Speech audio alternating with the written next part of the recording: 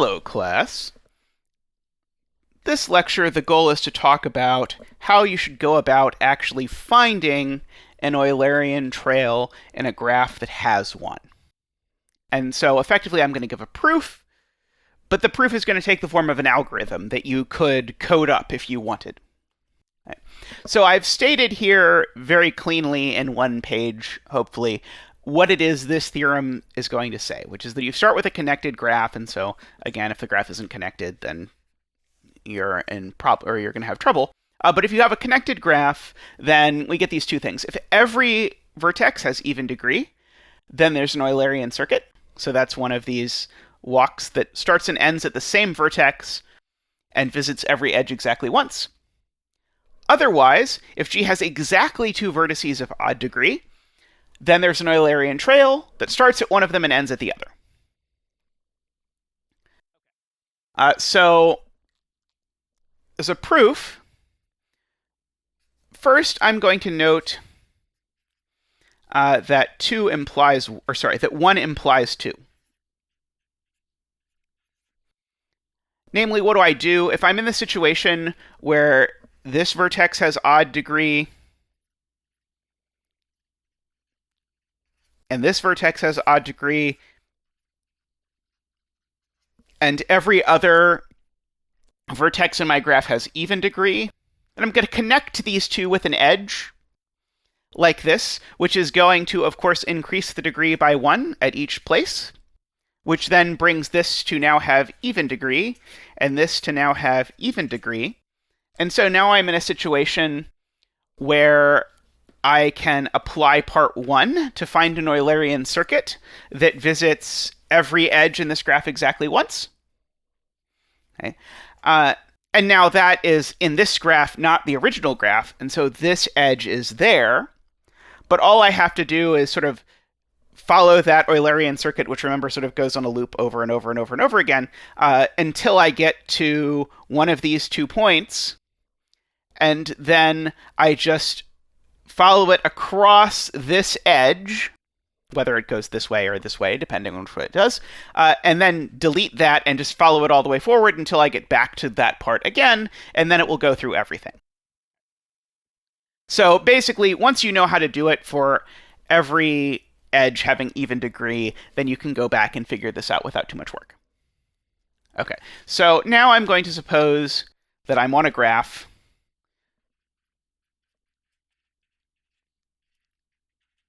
that's connected, and every vertex has even degree.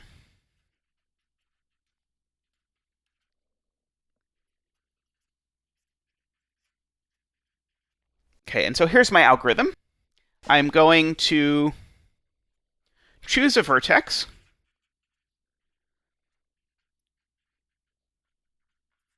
and walk randomly without repeating an edge until you can't anymore.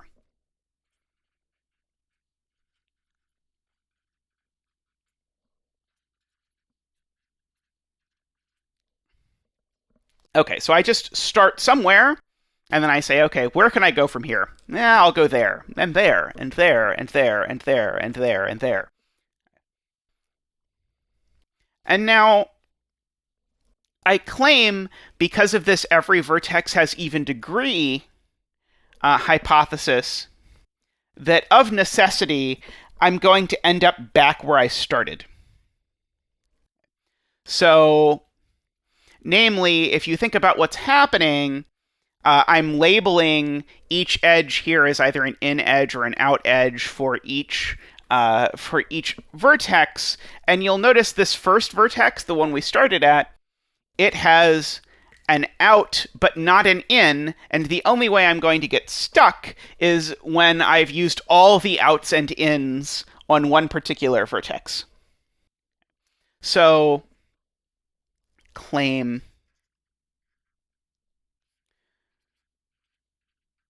will always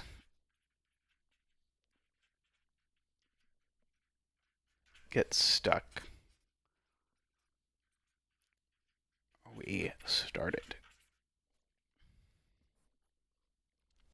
Okay, so let's continue now, and let's think about what's going to have happened. Okay, so I'm going to have gone on this walk where I visit every edge that I can until I get back where I started, and I can't do any more. And either we're done, or we're not done. Okay, if we're done, of course, great.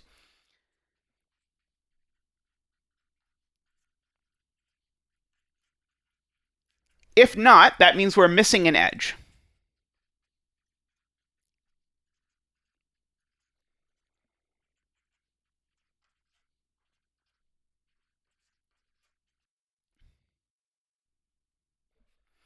Okay, so when I'm missing an edge here, what does that mean? Well, in fact, not only must I be missing an edge, I must be missing an edge adjacent to a vertex I have visited.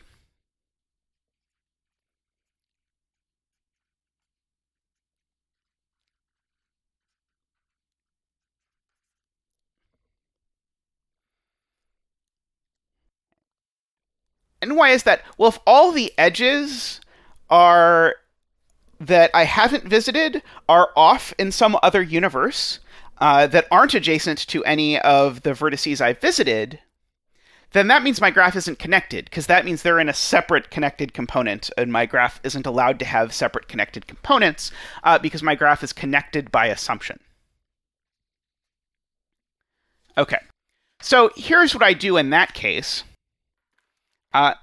I delete all of the edges I've used.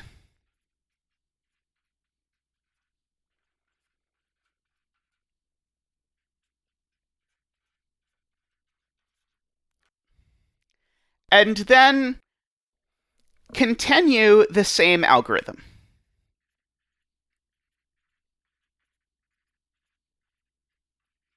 That is, I go back, I pick a vertex that is now sitting by itself with edges connected to it that I haven't used, and I just sort of zig from there. Okay. Note, once I've deleted all the edges I've used, that doesn't mean that the graph I have left is connected. Maybe it's not, but it still has the property that every vertex has even degree, because again, I've removed the same number of in edges and out edges from every vertex because I'm removing a circuit. It may not be an Eulerian circuit, but it's a circuit nonetheless. So I delete all of those things, and now I've got still a graph where every vertex has even degree, and so I can again sort of bounce around until I get back to the same point. So we'll get a circuit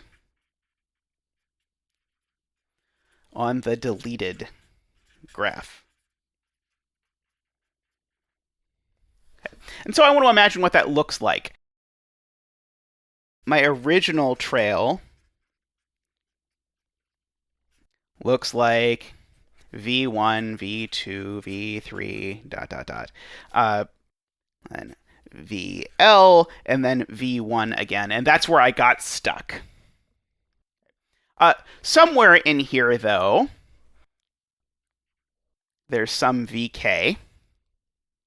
And this VK still has edges that I haven't used. So then I repeat this new trail on the deleted graph, where I start at VK, and then I go to W1, W2, W, M, and then I get back to VK. And all of these edges are edges I have not used before. And so what I notice here is that I can now make a new trail. And what's my new trail going to be? it's going to be my original trail, v1, v2, vk, then go through all of this mess, w1, w2, wm, vk, and then just keep going along the original one. So around to vk plus 1, vl back to v1.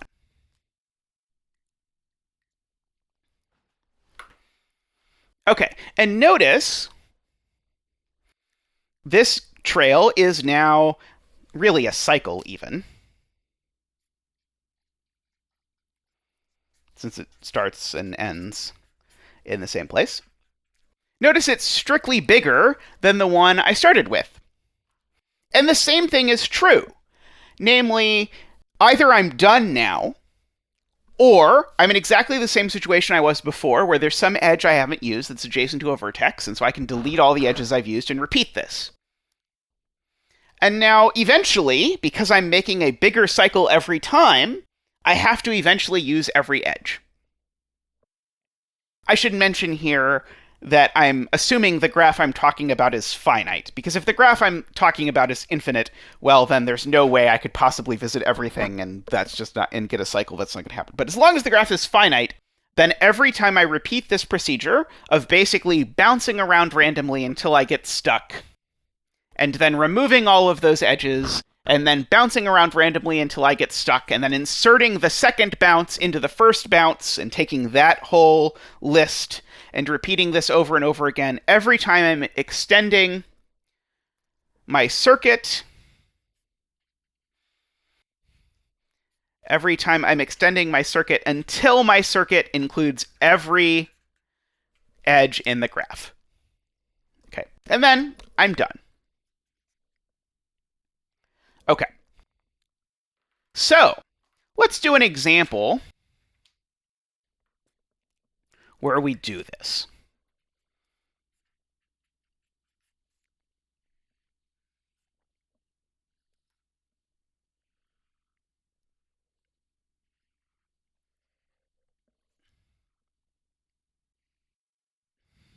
Okay, so here's my graph that I now actually really, I think every vertex has even degree. I originally did not, and I started following the algorithm and was going to run into problems. Okay, but here's how this is going to go. So I'm going to start at this vertex and follow it. Okay, so there's 1, 2, and I'm just picking an edge again to follow each time. So 1, 2, 3. And notice I didn't put a vertex here in the middle. You could. It would not change the effect here. Now I'm going to go down here, 4, across here, 5, 6, 7, back up here, 8.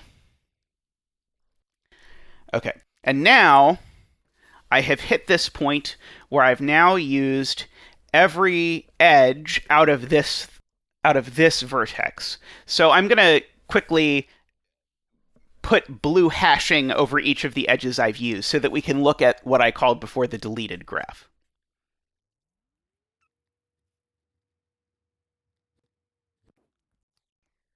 Okay, and you can watch me trace over this trail that I've taken. 1, 2, 3, 4, 5, 6, 7, 8. And you can verify that, as claimed in the proof, we got stuck back exactly at the place we started. And of course, we haven't used everything yet. There's still all of this world left to explore.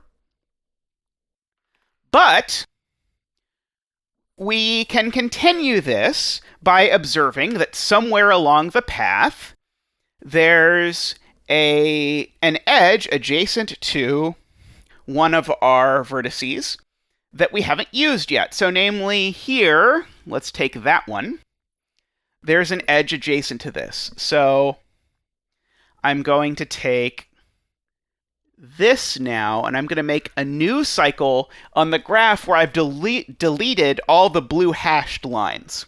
So I'm going to start here, and I'll go over here, down here, 3, back up there, 1, 2, 3, 4. Now I'm stuck again.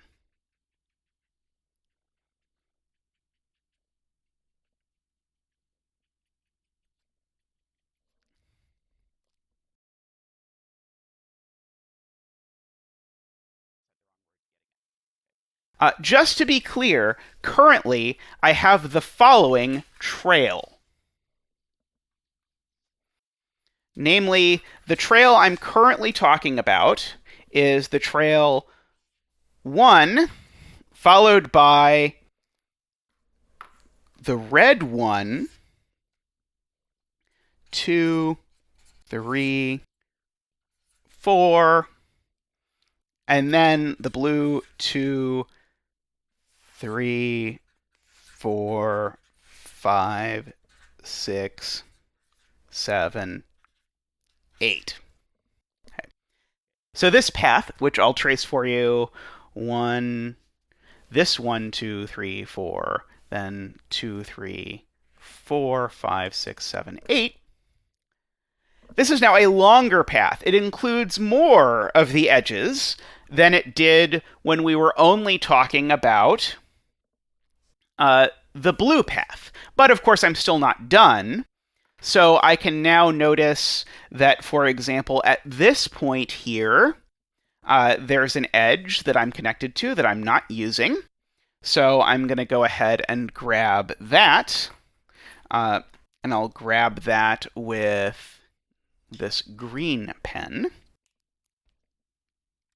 Okay, so I'm going to now infix something here at this point, and I'm just going to, again, randomly follow this. 1, 2, 3, 4, back over here, 5 down this diagonal, 6 over across here, 8, 9, 10, 11, up this diagonal, 12 down here, 13 up this diagonal, 14 over here. Okay, so let me highlight that carefully so you can spell all this out. So here we go. 1, 2, 3,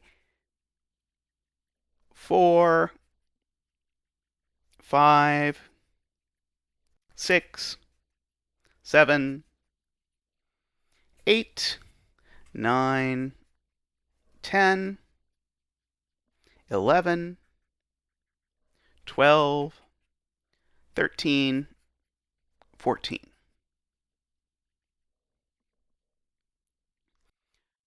Okay, and we're starting to make some serious progress here, and so now our path looks like this, but we've now said, okay, after 2, you follow the green path until we're back to that vertex, and then we go to then we go to blue 3, and so on down the line. But I still have some edges we have not used. So let me go ahead and do this in black. Okay, so I'm going to notice that here I am now at a spot where I have not yet used everything. So I'm going to go up 1 and down 2, then up 3, 4, 5, up 6, down 7, over 8, down 9, down 10, and I get back to where I started, and I'm stuck. Okay, so let's see if I do this. I go 1, 2, 3,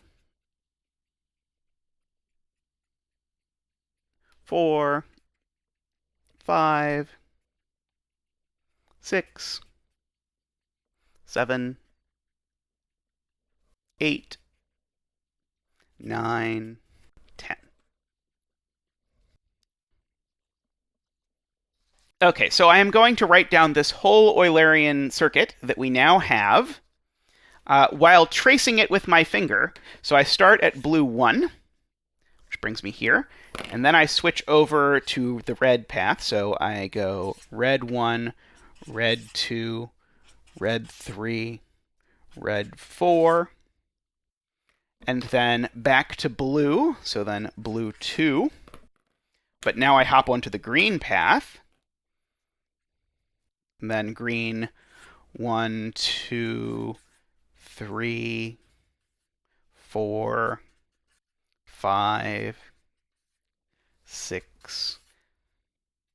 Okay, and notice here I inject the black path, so then we go 1, 2, 3, 4, 5, 6, 7, 8, 9, 10. Okay, and now I'm done with the black path, so I go back to the green path, and so then I continue over here. 7, 8, 9,